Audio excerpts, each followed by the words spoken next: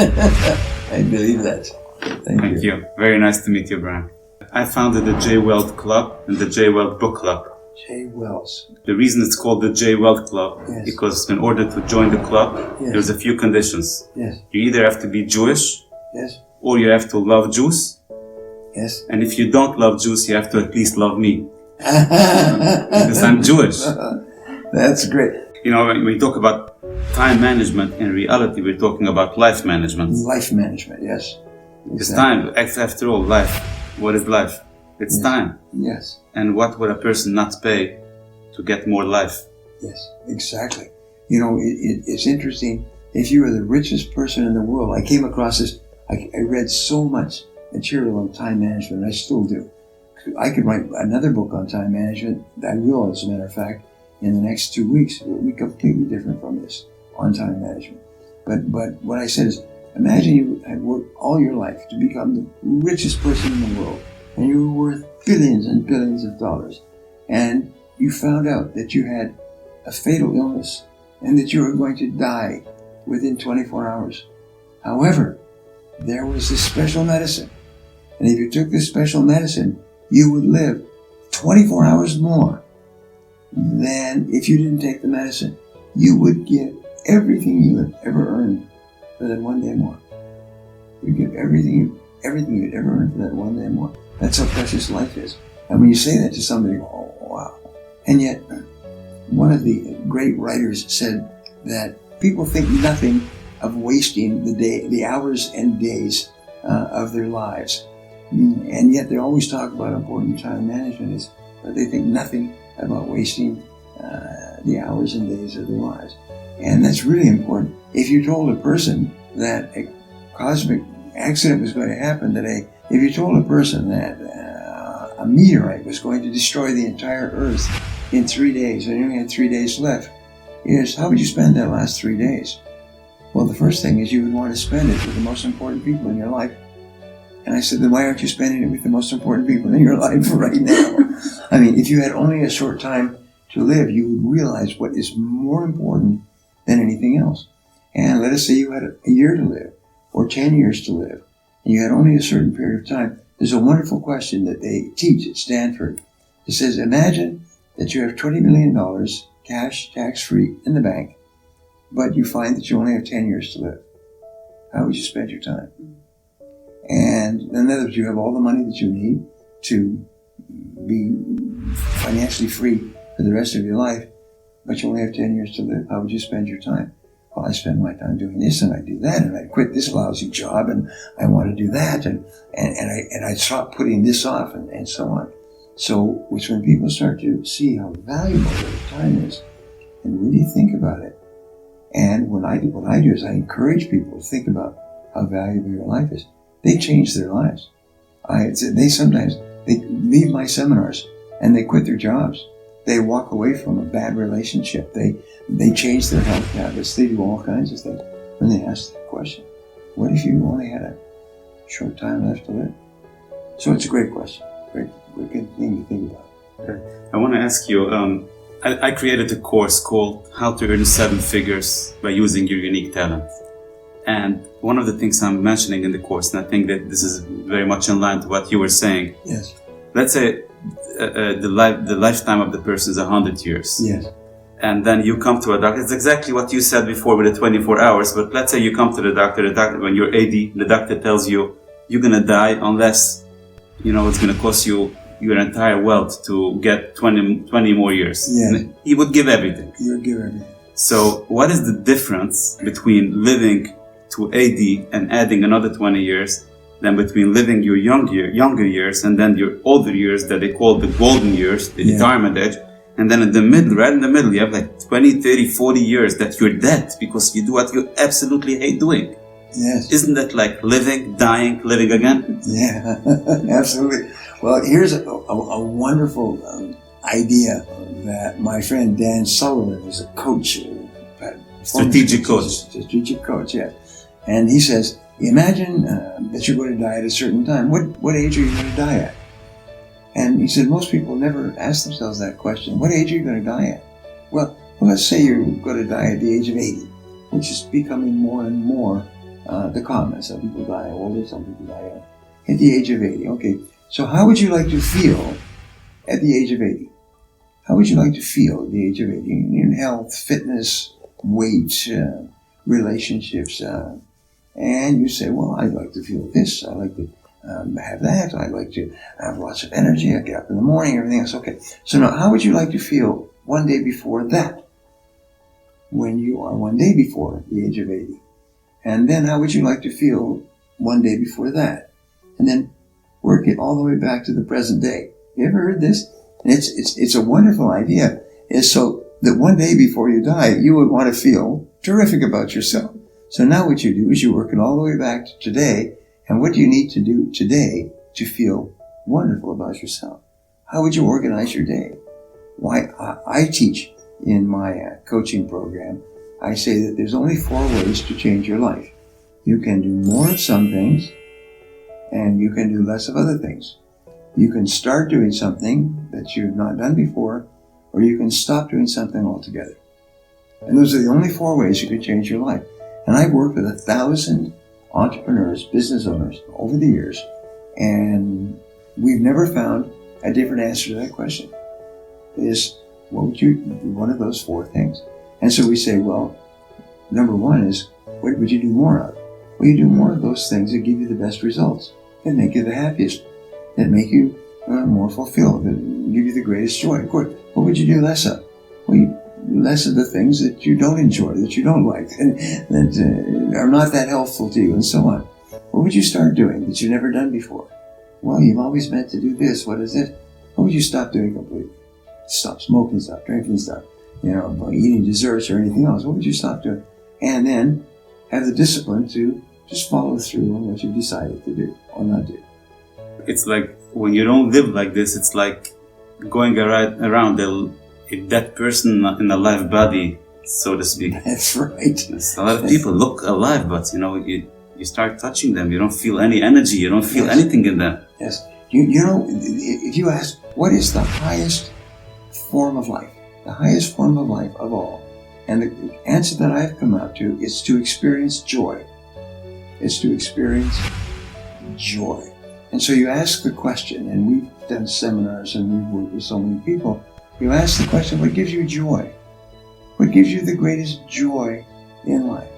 And this is not a simple question, and it's not a simple answer. And don't be settled or satisfied with the first answer. First answer is usually joy comes from the quality of your relationships and being with people you love and doing things that help and change other people. But think about it. What gives you joy, and how can you organize your life so you're doing more of the things that give you joy?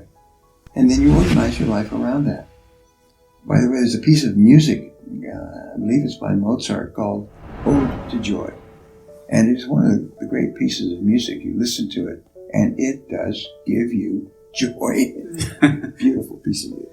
I think, talking about the purpose of life, the way I look at it and the way I constantly communicate this with my members, the purpose of life is, there is a certain purpose.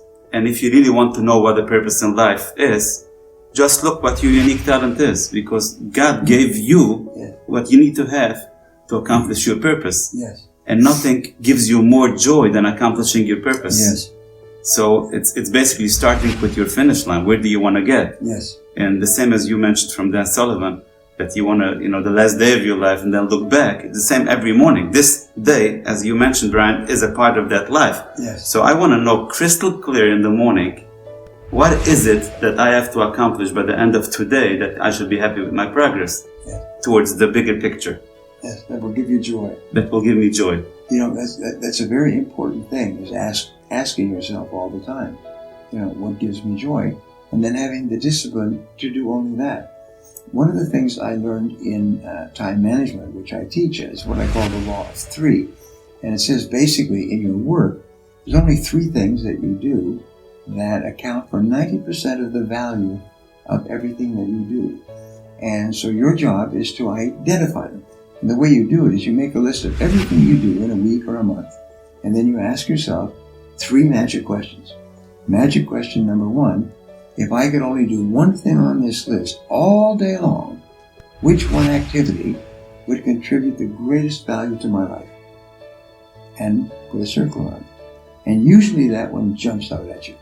Then it becomes difficult. Second one, if I could only do two things all day long, what would be the second thing that contributes the greatest value to my life? And that takes a little bit of reading and research and thought and so on. Most people write down 20 to 30 things in their answers. I've given this to my coach clients over the years. And it's very interesting because it's a life changer. And then question number 3 is if you could only do 3 things on this list, what would be number 3? And this law of 3, which I began teaching 25 years ago, has now become a basic law in some of the biggest companies in the world. IBM uses it as their management law. Every manager is trained to ask each person, what are your big 3? And is what you're doing right now one of those 3? By the way, people say, well, how do I find my area of excellence, my great joy? And what I find is you ask the question, who do I admire the most? Whose accomplishments do I admire the most? Who do I want to be like? What gives me joy? What do I like to read about? What fascinates me? What draws me and pulls me? Well, that's an indicator of what you are born to be good at, what you're born to be great at. It grabs you and it moves you, it pulls you. And when you think about it, it makes you happy. When you do it, when you see somebody else doing it, it makes you happy. It makes you want to do more of it yourself. I wanted to ask you, since I told you, I founded the J. Weld Book Club. Yes. J. Weld Book Club is basically for busy entrepreneurs, Yes. working people. They don't have too much time to read. Right. And every month we coming out with a new book Yes. that we're covering in the month, doing interviews with the authors when we can, and doing a snapshot of the book. For next month we chose this book, the Eat That Frog. Right. So, and I'm very happy that, I actually on the way here, on the plane, I was reading again some of the, some chapters of the book, and I really love it. Thank you. So I would love if you can talk more about what motivated you to write this book that became such a great best-selling book. What is it that you can say to people that motivated you for this?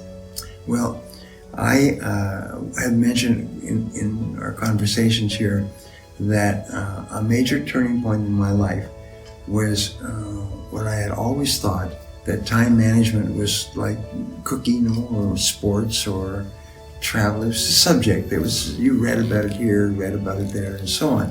And then one day I realized that time management was not a peripheral subject, it was the core subject. It's the way you manage your time. The quality of your time management determines the quality of your life. Every single thing that you do that enables you to manage your time better improves the quality of your life, improves your self-esteem, increases your income, makes you happy, gives you a feeling of personal power, it changes your belief system. It's everything is in managing your time. So I said, all right, I've read all these books and articles.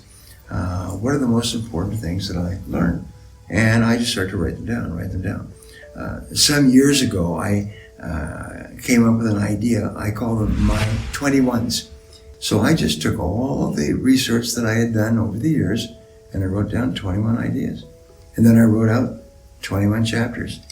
And then, as I mentioned earlier, when the publisher asked, do you have a book? I sent in this book with 21 ideas and they chose this title, Eat That Frog. 21 great ways to stop procrastinating and get more things done faster. Because everybody wrestles with procrastination. And you know who is the most concerned about procrastination? The ones who don't procrastinate. The people most concerned about self-discipline, they're the ones who are the most disciplined. They always feel that they could do better. So that's why I focus on that. And the wonderful thing about this is that each time you practice or read through this book, your self-esteem goes up. You feel happier. You feel stronger. You feel more powerful. And very simply, you actually make more money as you get more done. You spend better time with your family. You feel stronger yourself. So it's a wonderful book that people actually feel different after they've read it. And each time they read it, it moves them upward on this spiral. So that's why I wrote the book. And then as for some reason, people started to experience this wonderful feeling of power when they read this book and applied it. And so the book started to sell and sell and sell, and sold hundreds of thousands and millions of copies. Wow. What you just mentioned, Brian, brings me to my next question. You talk in the book about deliberate procrastination. Yes. Which I love the idea. It makes a whole lot of sense, especially the way that you just described it. You put a few things on paper, what you want to accomplish. Right. You identify the most important thing. And then what do you do with the rest? Yes. You just put them aside. You just put them aside. Yes, deliberately and conscious procrastinations, so that you don't accidentally procrastinate, which is what most people do. Is you say, it's not that I'm not going to do these things, it's just I'm not going to do them now. Is I'm going to work on these three things only, and I will come back to these other things, lower value, at a later time, when I have more time. And of course, like that poem we were talking about earlier, and knowing how way leads on to way, I knew that I would never come back. Well, what happens with those things that have no importance is you never come back to them. And they are of no loss to you because they are of such low value. So you just keep working on your three most important tasks, because those are the tasks that give you joy when you complete them. And this is what I'm always struggling with. Why is it that if this is the thing that's going to give me joy, if this is the thing that I love so much, why naturally do people procrastinate this very thing and they don't procrastinate so much the other things? Well, because task completion gives you a sense of energy. It makes you happy. It raises your self-esteem. And even if it's a valueless task, it still gives you something. So therefore, your biggest tasks are big tasks. They're things that are going to take you sometimes several hours to do. They're very hard work. But these little tasks you can do immediately. You can do quickly. So they're easy distractions. So that's something that you can do. Something everybody should do is get a do not disturb sign and carry it with you, for heaven's sake. Put it on your door when you're busy, and people will understand. It's amazing how respectful people are of your time. If you just hint, do not disturb.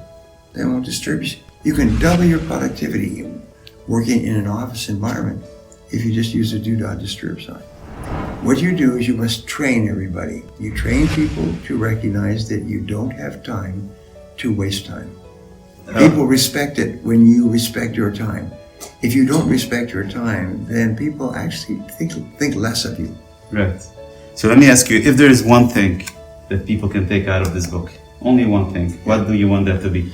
Well, the answer is very simple. It is the most valuable thing that you have in your life is your self-esteem. This is how valuable and important you feel you are as a person.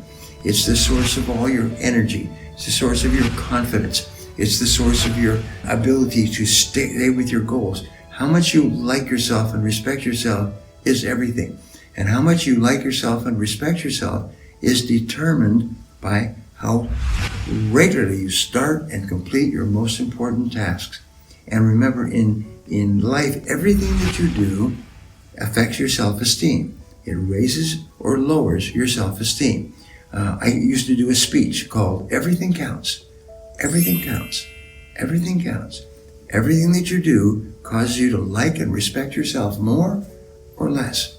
And when you start and complete your tasks before anything else, your self-esteem goes up, and it makes you more powerful, and makes it easier for you to do it again and again and again. So you like yourself and other people like you, and you become wealthy because you get so much done, and you spend more of your time on valuable things, and your whole life gets onto this wonderful upward spiral. Well, is it fair to say that the reason sometimes people don't respect your time because you don't respect your time? Absolutely.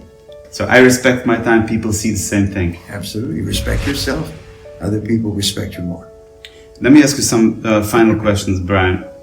how important do you think it is for somebody to read books and constantly educate yourself and be on the edge? Well, it's an interesting point, is that the amount that you read determines the size of your vocabulary. And what we have found is that the more words you know of your language, the more intelligent you are. Because every word is called a thinking tool. It's a tool with which you think. And some words, like love and hope and wealth, are very rich words. They have many, many different aspects. You could write entire books on that single word. So the more words you know, the more words you can combine with other words to create more complex thoughts. And that's why people who know more words from reading think at a much higher level. They have a higher quality of life. They earn more money. They're more respected by other people. Whereas people who don't read just don't have the vocabulary, and they don't have the rich inner life that is necessary for you to be really happy in yourself and respected by others. So that's why what we're doing is we're giving them every month another book that we're covering for them. Yes. With video series, interviews, snapshot meetings, things like that. And that's why we created the J. Weld Book Club. Right. I want to know from your perspective, something like the J. Weld Book Club, how do you feel it can benefit members? Well, what happens is the more you read, the more you learn things that can help you. And suddenly you start to realize that reading is really important because it's a source of pleasure. Also, it's a source of wealth. I still remember to this day my first sales book. I remember going to the bookstore because my top salesperson told me to read. That's all he said. I went to the bookstore and I found this book, and I still remember. I took it home and I read it, and I read it, and I read it, and my income went up and up. And pretty soon I read more and more books, and my income kept going higher. And then I started to read audio programs, which are books, and my income kept going up. And then I started going to seminars, and my income went up. It's very important that you read all the time. I've taught my children from the time they were infants that readers are leaders. And all of them quote that back to me. Readers are leaders. So if you want to be a leader in your life, get involved with the J. Weld Book Club with Chaim.